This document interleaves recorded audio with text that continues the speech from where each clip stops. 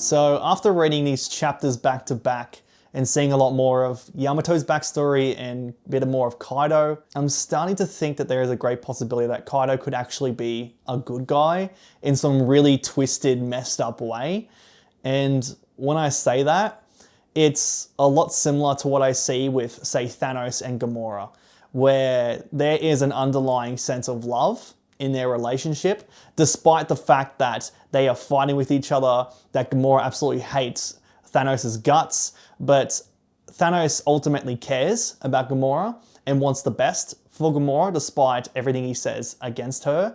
And that is something very similar to what's happening at the moment with Kaido and Yamato, where for a long time you have Kaido constantly fighting with Yamato. He's fought with Yamato for over 20 years, constantly over and over again. But there hasn't been a sense where Kaido has set out to kill Yamato, and that could be on purpose.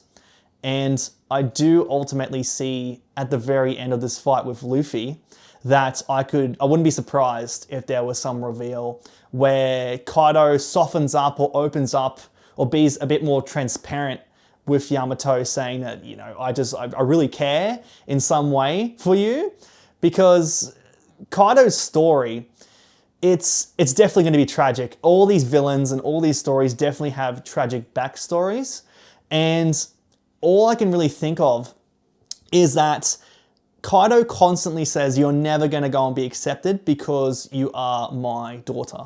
But Kaido doesn't necessarily go directly against Yamato and Yamato's wishes, in the sense that whenever Yamato says, I'm going to inherit Odin's will, that Kaido doesn't necessarily just shut it down and say, no, you're not. He constantly says, he acknowledges it and says that is a heavy burden to hold. And that has an underlying level of respect for Odin to go and do so. If I were to sort of speculate as to what the backstory could potentially be for Kaido, is that Kaido and Whitebeard, they have, you know, clashed a numerous amount of times. They're both emperors. So I could definitely see a situation where, say for example, if we were going to take Kaido not being accepted, constantly saying to Yamato, you're never going to be accepted by anyone, everyone wants to kill you because you are my daughter. What if, for example, Kaido was never accepted because of who he was? He was always feared, but he ultimately wanted to be accepted by everyone. And then you look over at Whitebeard, who everyone loves Whitebeard, everyone respects Whitebeard, everyone acknowledges him, wants to be a part of his crew, be a part of his family. And Kaido just wants that. He wants to be accepted by his peers, but he's constantly being feared for his looks, his strength, how he was never able to be hurt, never able to be killed. That's quite scary. I could definitely see him wanting to have what Whitebeard has, but ultimately it was impossible for him to have so. And so over time, it just accumulated and he was getting more resentful, more angry, more sad ultimately. And it could get to the point where he created his own following. So instead of organically gathering followers like Whitebeard did, he did it through fear, he did it through his strength, which ultimately leads to him taking over Wano Kingdom. And the epitome of this whole thought process is that now he is creating followers that follow close to his image, where he's gathering all these beast pirates who have all these different devil fruits that turn to all these different beasts. He has, you know, the 100 Beast crew. So he's accumulating people who follow in his same sort of image, and in turn will follow with Kaido because they have a similar look and a similar following. If there was one person that Kaido believed had any sort of hope of following him for who he was and acknowledging him, it was his daughter. So when Yamato eventually goes against what Kaido wants, that just absolutely breaks Kaido, and he does whatever he can to hammer into Yamato that there is no possible way that you are going to be accepted by others. Others are going to love you. Everyone wants to kill you because that is what they did to me. And since you are of my blood, there is absolutely no way, because you are associated with me, the same is going to happen to you.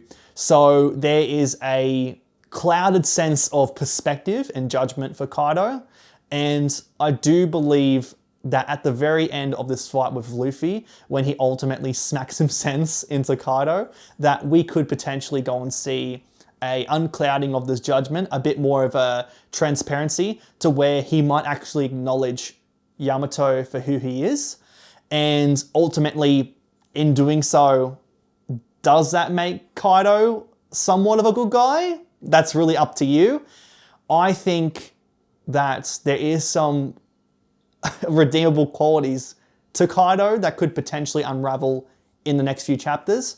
And I do definitely believe that this whole process of him resenting Yamato, constantly saying there's no chance of you to be accepted because of being my daughter, is definitely going to tie in big time into his backstory. We'll see in the future when the chapters come out to see if the speculation of Shanks having some evil qualities to him comes out, and then we can sort of see if Shanks is the way that he could potentially be. How does that make Kaido? Because in the current state of the story, of course, it hasn't been revealed yet, but Kaido has just been unredeemable. He's been constantly, feared by everyone. He's causing all this havoc. But having this conflict with Yamato and opening up after the fact, could that potentially make him somewhat of a good guy? Because he had some clouded judgment. Is that the case? I need you to go on, guys, let me know in the comments what your thoughts are. I think this is a very fascinating part of the story. And I absolutely love villains and characters, but especially villains that have this level of their character where you can really relate to them and understand them. Much again, like how Thanos, in his own mind, he believes that this is the most redeemable thing he is doing, that what he is doing is just. And if you really break down what he's thinking, there is some level of understanding you can have with him. So if we go and see Kaido's backstory and we can understand and relate in some way to what he does and what he's been through, that this could potentially open up Kaido to be much more interesting and fascinating than what he already is. And I do believe this will open up a lot more after the fight's concluded with Luffy in the future. So let me know your thoughts in the comment section about Kaido's character. Do you think that he has some redeemable qualities? Do you see him potentially becoming somewhat of a good guy after the whole fight with Luffy? And do you see some sort of relationship between Yamato and Kaido opening up a little bit? I can only see it really being an acknowledgement for what Yamato wants, to go and be stronger and to go and join the Straw Hats. That's the crux I can see it happening. If you want me to chat about anything else, let me know in the comment section. I hope you guys have an awesome day. Take care, and I'll see you all on the next one.